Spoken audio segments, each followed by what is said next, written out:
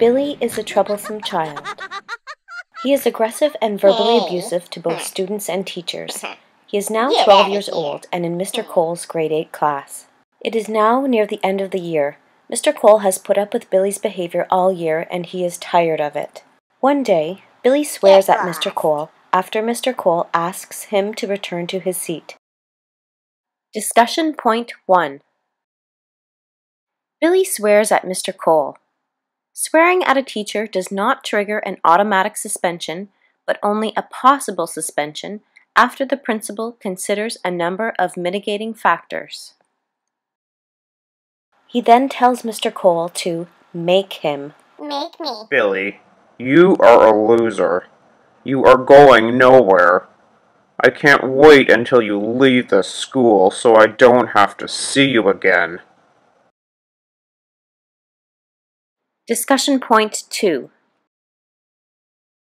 Mr. Cole's comments, "Billy, you are a loser," are unacceptable and constitute verbal, emotional, and perhaps psychological abuse under OCT Act Regulation 437, Number 7. They are also disrespectful and contravene the Ontario Code of Conduct roles and responsibilities for teachers and school staff, as well as the ethical standards of the teaching profession. Billy smirks and sits down, muttering obscenities under his breath. After school, Mr. Cole sees Billy loitering around the school wall. The next morning, Mr. Cole arrives at school to see the same wall has been vandalized. When Billy arrives at class, Mr. Cole confronts him about the vandalism. Discussion point 3. Mr. Cole sees Billy loitering, but doesn't report it until the next day. This is a failure to supervise and ensure discipline and order in the school and school grounds. Relevant acts and statutes are Ed Act S 264E and Regulation 298 S 20H to maintain order and discipline in the classroom and on school grounds. Ed Act S 3061 Number 5. If Billy did commit vandalism on school property, this would trigger an automatic suspension. Go jump off a cliff. Mr. Cole tells Billy, Get out of my class with that language! Billy leaves. Discussion point 4.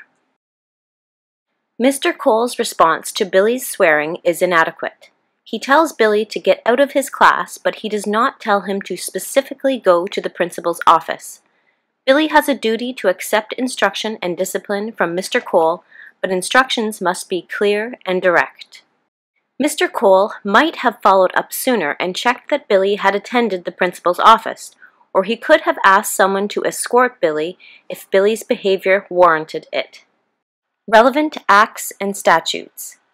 ED Act Regulation 298 S 23-1, which states that students must accept discipline as would be exercised by a kind, firm, and judicious parent.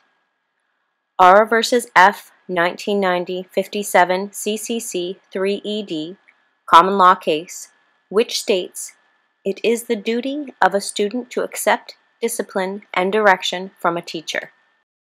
At lunch, Mr. Cole speaks to the principal about Billy's behavior and his suspicions that Billy vandalized the school wall. The principal tells Mr. Cole that he would like to speak to Billy personally. I thought he was with you. I kicked him out of class first thing this morning. Discussion point 5. Mr. Cole should have reported Billy's behavior earlier in the year. Mr. Cole has a duty to protect Billy, other students, and the school community. Any incidents of violence against other students or towards Mr. Cole may have led to Billy's suspension or expulsion. Relevant acts and statutes are ED Act S 264E and Regulation 298 S 20H regarding the maintenance of order and discipline in the classroom and on school grounds. Child and Family Services Act S 72-1 regarding the duty to report a child in need of protection.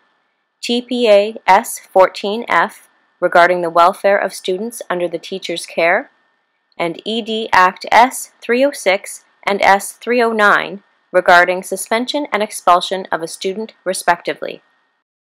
A search of the school for Billy turns up nothing. Billy is found several hours later behind the local shopping mall by a shop owner. He is badly beaten and has to be taken to the hospital. His parents are distraught. They blame the school. Discussion point 6. Mr. Cole has violated legal, professional, and ethical duties and responsibilities in this situation. For his inadequate response to Billy's behavior, it could be argued that Billy would not have wandered over to the mall unsupervised. Had Mr. Cole fulfilled his duties, Billy would not have been hurt. Billy's parents have good reason to blame the school.